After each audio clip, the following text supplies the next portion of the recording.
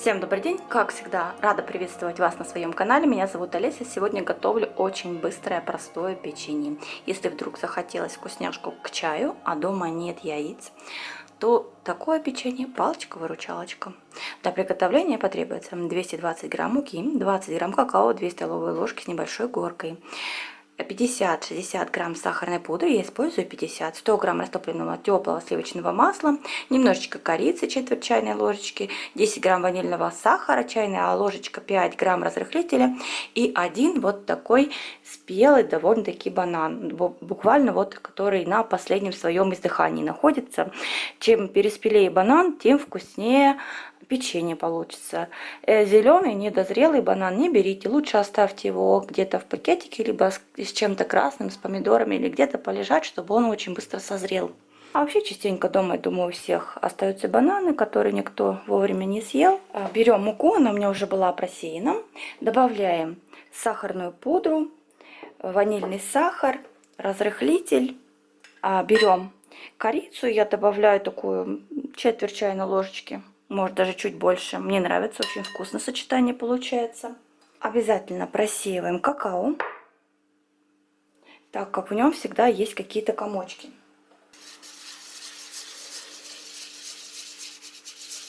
Соединяем всю сухую смесь. Я уже как-то делилась рецептом этого печенья, я его слегка переработала. Так, на мой вкус, получается удачнее и вкуснее.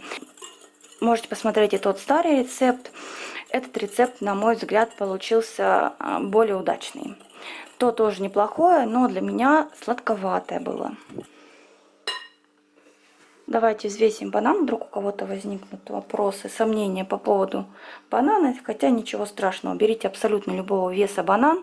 Просто откорректируйте потом муку. Вот видите, у меня ровно 102 грамма. Ну, грубо говоря, скажем, 100 грамм банан очищенный.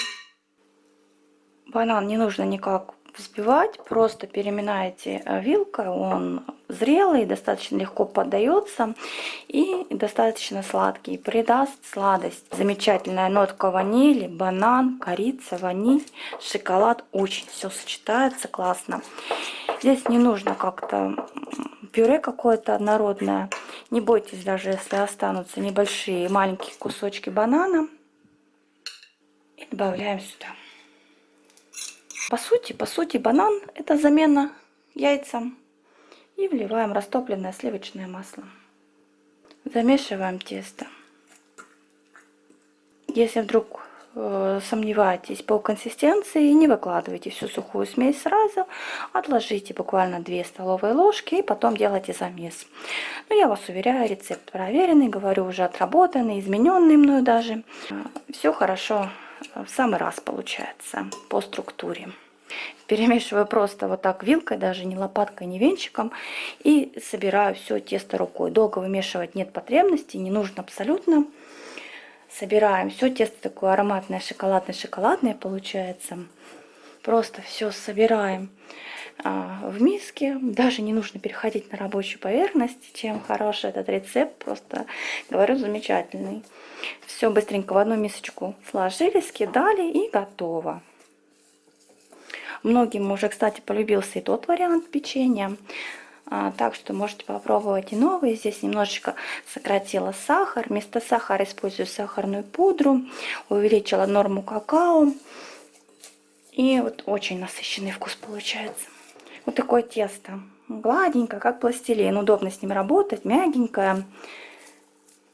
Видите, как я сказала, вообще не нужно ничего добавлять. Все нормально с тестом. Берем ложечку, смазываем ее растительным маслом, либо остатками сливочного, которое использовали в печенье, либо руками распределяем. Небольшие я буду делать печенюшки. Ложка у меня вот эта вот мерка столовая. Чтобы были одинаковые и пропекались равномерно примерно. Просто делаю шарики.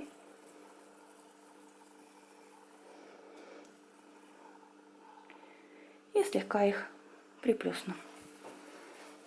Несмотря на небольшое количество продуктов, печенья получается достаточно много, целый лист от духовки стандартной. Духовка разогрета на 200 градусов, выпекаем.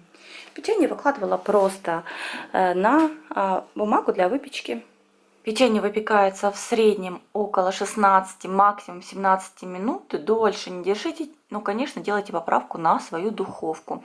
Печенье должно остаться сверху с такой тонкой хрустящей корочкой, а внутри остаться мягеньким, влажным и насыщенным. Выньте печенье из духовки, дайте ему постоять минут 10 на горячем листе. Сразу не снимайте с листа. Я еще теплым предпочитаю слегка припылить сахарной пудрой. И вот такая вот красота получается. Печенье небольшого размера с красивыми трещинками. И вот такое вот насыщенное, вкусное и ароматное. С ноткой горчинки. С таким насыщенным прям шоколадным вкусом. Приготовьте, попробуйте, я думаю, вам тоже понравится. Обязательно напишите свои отзывы внизу в комментариях, поддержите меня пальчиком вверх и подпишитесь, если вы этого еще не сделали. Всем пока, вкусного вам печенья!